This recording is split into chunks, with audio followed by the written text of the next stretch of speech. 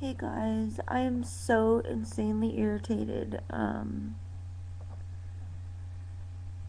Man, I just spent hours editing a previous video and I can't believe this. I was almost done and YouTube ate it. I am so bitter. Seriously, I recorded it like before noon even, and then like outside because it was a nice warm day. And I've just been editing because I actually, oh my god, this is probably a good thing that it went away because I actually like attempted to sing for you guys, and singing with heart failure, not good. Not that I'm a good singer anyway, but it was just not good. Um, so I'm just gonna link you to my power song. Um, I'm just really disappointed though because I was going through and like editing segments of it and entering text with all the lyrics, and it was really beautiful and cool, and it's gone, and I'm so mad. And now it's after midnight, and I feel guilty for not getting this up sooner. So I'm gonna go ahead and just share some information on this week's topic, which is eating disorders and comorbid pathologies.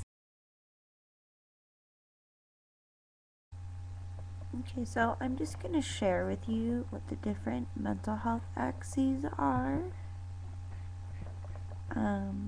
Axis 1 is the original pathology, like, let's say you've got comorbid mental illnesses. It would be one that is independently diagnosed, like it's its own intrinsic condition rather than a symptom of another one. I'll read you a better definition, hang on. Axis 1 is the primarily diagnosed mental health disorder. Axis 2 is deferred, meaning the doctor does not have enough information to determine if the diagnosis is an independent mental illness or a symptom of another. Axis 3 is medical, like any medical issue that could influence mental health, like brain cancer or TB or STD, like gonorrhea can go to the mind after if it's like chronic for a long time, that kind of thing. Like a medical reason or an organic reason going on that could affect mental health.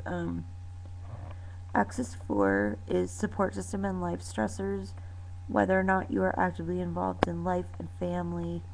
And Axis 5 is GFS, which is how well the doctor feels you're functioning. So that just gives you an idea like of the criterion. So when we're talking about Axis 1, we're talking about independent pathologies, which probably will help you understand this abstract better. Axis 1, comorbid conditions. So these are independent diagnoses. These are not symptoms of.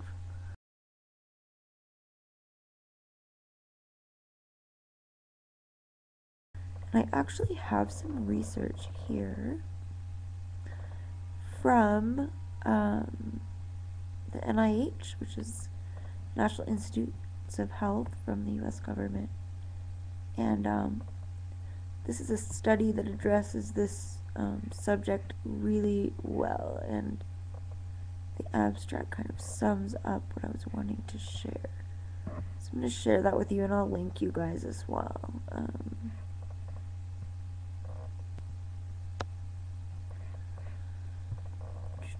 Okay.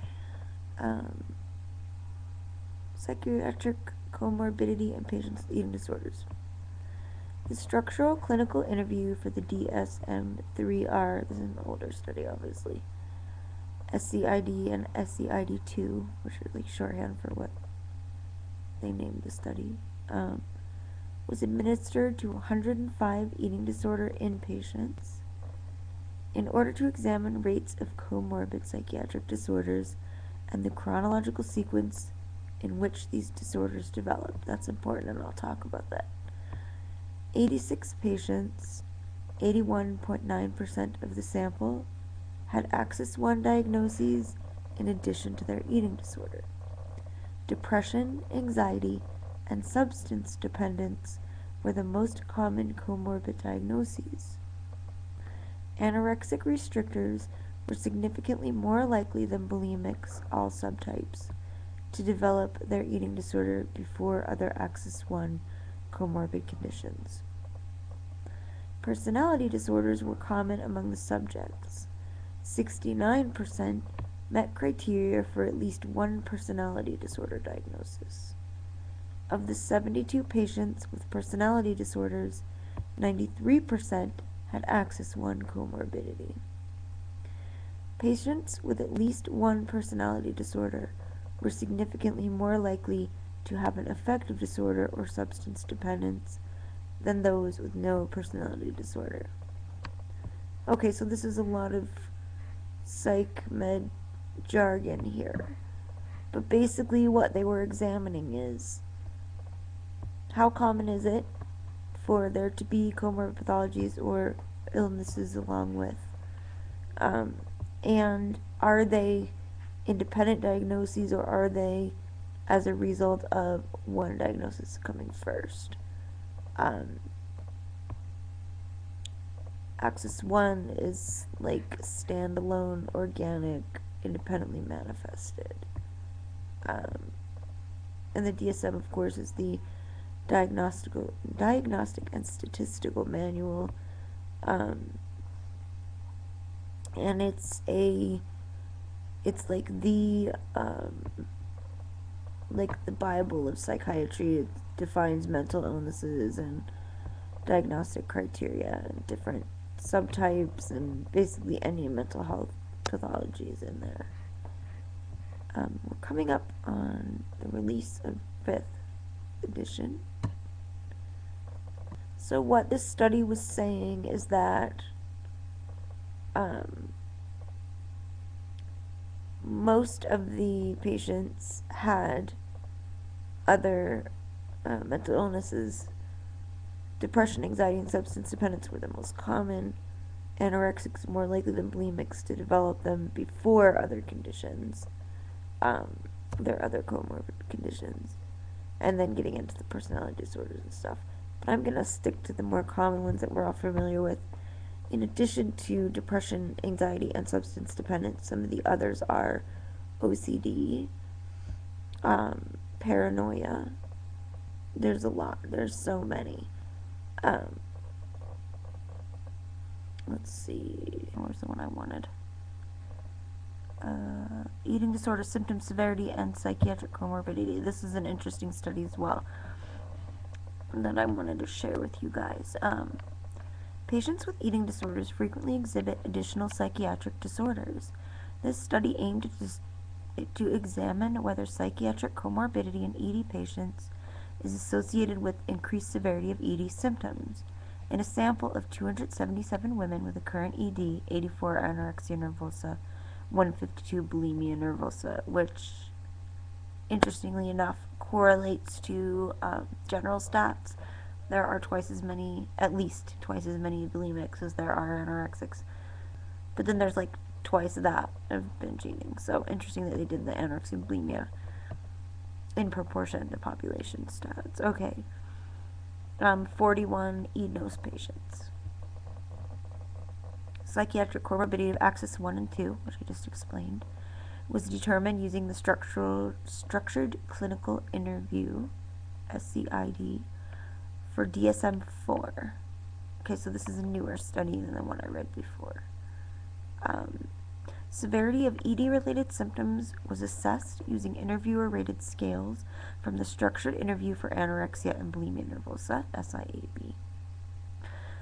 Affective and anxiety-related disorders of both axes were linked with increased intensity of weight and appearance-related fears and concerns. Frequency of binge eating and frequency of purging both were associated with Axis 1 anxiety disorders, substance-related disorders, and Cluster B personality disorders. I can go into that too. Frequency of dieting was related to anxiety disorders on both axes, Multivariate analyses revealed that psychiatric comorbidity of both axes is linked with increased severity of ED symptoms, and that there are associations between specific ED symptoms and specific forms of comorbidity. So again, this is just like a study that confirms the background information that we have, that conditions do occur together, and also it is common for conditions that are going on with your ED to make your ED symptoms worse. So yeah, really interesting study there. So I'll provide links for both of these. So what I'm gonna do, I guess I'll be brave and just attach my pathetic attempt at singing my power song. I'll try to do the lyrics again, but if it messes up again, I'm just gonna post it and I'll put the lyrics in the description, because I keep running out of breath. I can't even finish each line, so you won't be able to understand it if you haven't heard the song before. Anyway, much love, be well, precious ones.